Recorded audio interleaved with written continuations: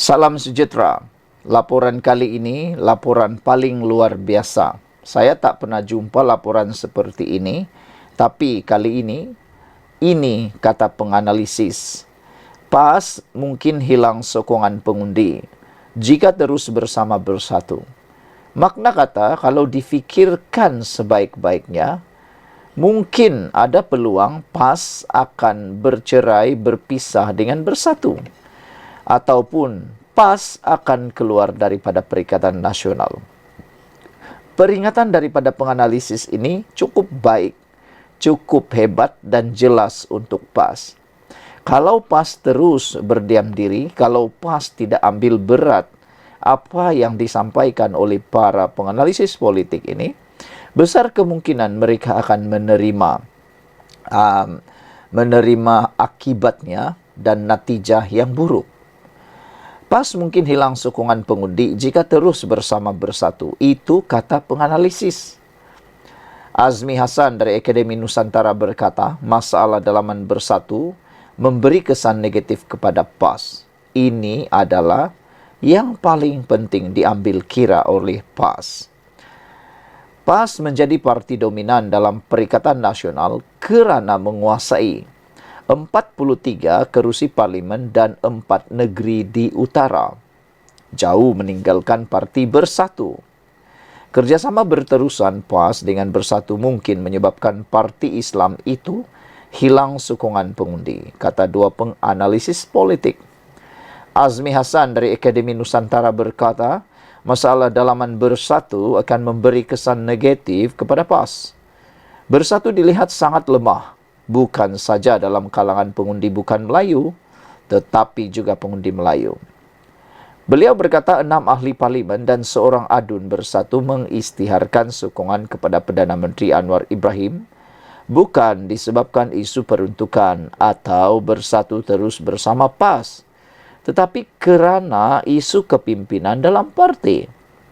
Ini rahsia yang tak pernah kita tahu. Ini pendedahan yang paling kita tak pernah tahu. Menurutnya lagi, bersatu bergantung kepada sokongan daripada PAS dan bukan sebaliknya. Makna kata, PAS tidak bergantung dengan bersatu. Ada bersatu, PAS sama juga. Tak ada bersatu pun PAS sama juga. Maknanya, bersatu tidak membawa apa-apa nilai tambah kepada PAS. Ya, kata beliau, PAS sangat retorik. Tetapi dengan retorik mereka boleh dapat banyak sokongan orang Melayu. Mereka menguasai 4 negeri sekarang, di mana orang Melayu membentuk majoriti. PAS kini menguasai Kelantan, Terengganu, Kedah dan Perlis. Pada PRU 15, PAS memenangi 43 kerusi parlimen berbanding bersatu yang hanya menang 31 kerusi. Kamis lalu, adun bersatu Abdul Rashid Ashari dilaporkan berkata sokongan kepada partinya akan terus berkurangan jika ia kekal sebagai sekutu PAS. Awal Mac lalu, adun Selat Kelang mengisytiharkan sokongan kepada Menteri Besar Selangor Amiruddin Syari selepas 6 ahli parlimen bersatu menyokong kepimpinan Anwar tanpa meninggalkan parti. Sementara itu, Ahmad Fauzi daripada University Science Malaysia berkata, bersatu patut menyalahkan diri, bukannya PAS atau atas kemerosotan sokongannya. Jika bersatu terus hilang sokongan, ia berpunca daripada kelemahan mereka sendiri yang menggugat kredibiliti mereka di mata orang Melayu. Mereka tidak patut menyalahkan PAS kerana parti itu sudah menyerahkan kepimpinan Perikatan Nasional kepada bersatu, walaupun mempunyai lebih banyak kerusi parlimen. Beliau berkata bersatu berada di kawasan atau di bawah PAS dalam Perikatan Nasional disebabkan jumlah kerusi parlimen dikuasainya. Ramai ahli politik bersatu, walaupun bukan semua, masih membawa DNA UMNO menyebabkan mereka sukar menerima jawatan bukan dominan dalam gabungan.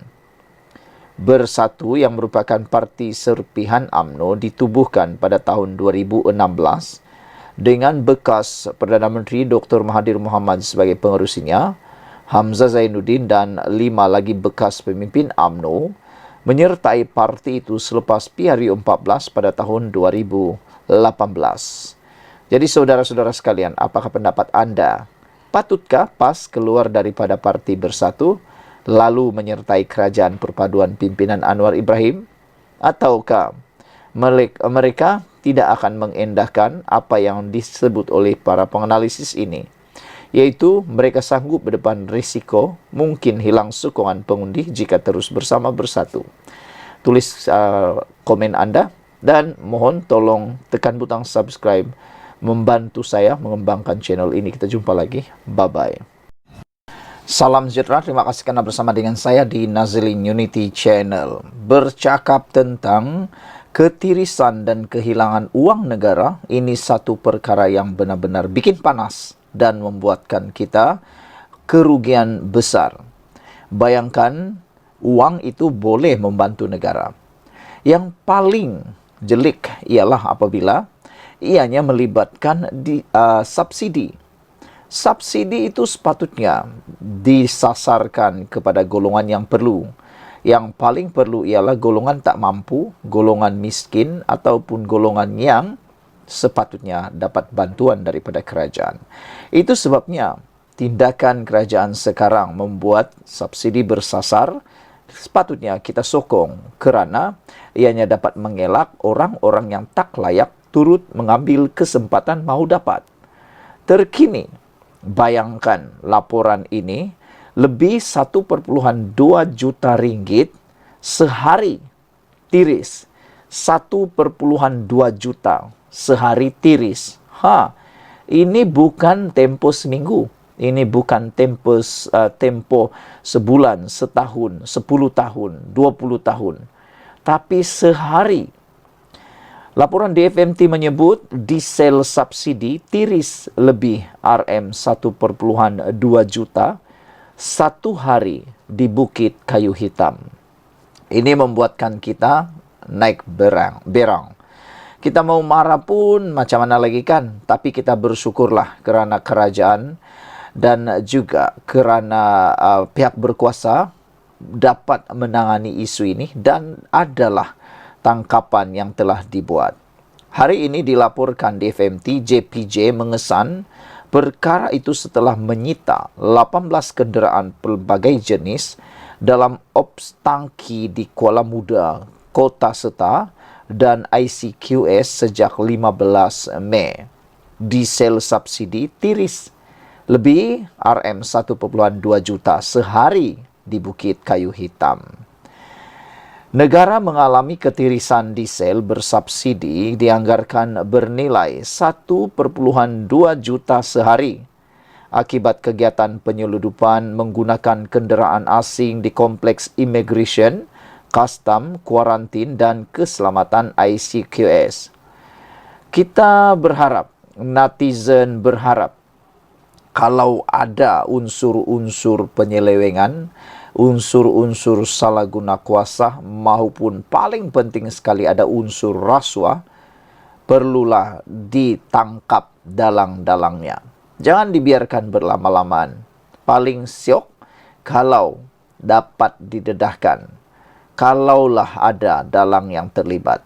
Kita harapkan tiadalah dalang yang terlibat. Timbalan Ketua Pengarah Perancangan dan Operasi Jabatan Pengangkutan Jalan JPJ Edi Fadli Ramli berkata, pihaknya mengesan perkara itu setelah menyita 18 kenderaan pelbagai jenis dalam ops tangki di Kuala Muda, Kota Seta dan ICQS tersebut bermula 15 Mei hingga hari ini. Katanya ketirisan minyak bernilai 1,2 juta ringgit Malaysia berkenan yang dikesan sepanjang 5 hari operasi berlaku menerusi modus operandi menggunakan kenderaan seperti pickup dan lori trailer yang diubah sesuai dengan tangki tambahan. Dalam operasi itu, kita dapati kebanyakan kenderaan asing mengubah sesuai tangki untuk menyeludup diesel ke negara jiran. Apa yang mendukacitakan, penyeludupan ini masuk dan keluar seludup diesel hampir 5 perjalanan sehari. Wah, ini memang tindakan yang boleh kita kata amat biadab dan bikin panas lah kan. Bayangkan mereka berani hampir 5 perjalanan sehari. Maksudnya masuk keluar 5 kali. Berani sungguh. Bila kita tahan 18 kenderaan ini, kata laporan ini, kita buat kiraan lebih kurang Rp250.000 ketirisan satu perjalanan. Tapi bila kita soal siasat pemandu, dia kata dia buat 4 hingga 5 perjalanan. Ini di Bukit Kayu Hitam, belum masuk di tempat lain. Sempadan, katanya pada sidang media. Adli Fadli berkata, pihaknya akan meningkatkan operasi mengesan kenderaan tersebut bagi mengelak negara mengalami lebih banyak kerugian. Katanya lagi terdapat juga suspek yang menggunakan kenderaan persendirian seperti kereta dengan nombor pendaftaran negara jiran. Bermula minggu ini kita akan adakan operasi di seluruh negara, malah kita diberi arahan di peringkat tertinggi Kementerian Pengangkutan untuk melaksanakannya bagi mencegah kes penyeludupan diesel subsidi ke luar negara. Tiada lagi peluang bagi mereka yang melakukan kesalahan ini, kata beliau lagi. Saudara-saudara sekalian, inilah yang kita mahu. Tindakan pihak berkuasa, bahkan daripada tindakan pihak kerajaan untuk menghalang daripada berlaku. Sekian dulu untuk kali ini. Ikuti terus ulasan selepas ini.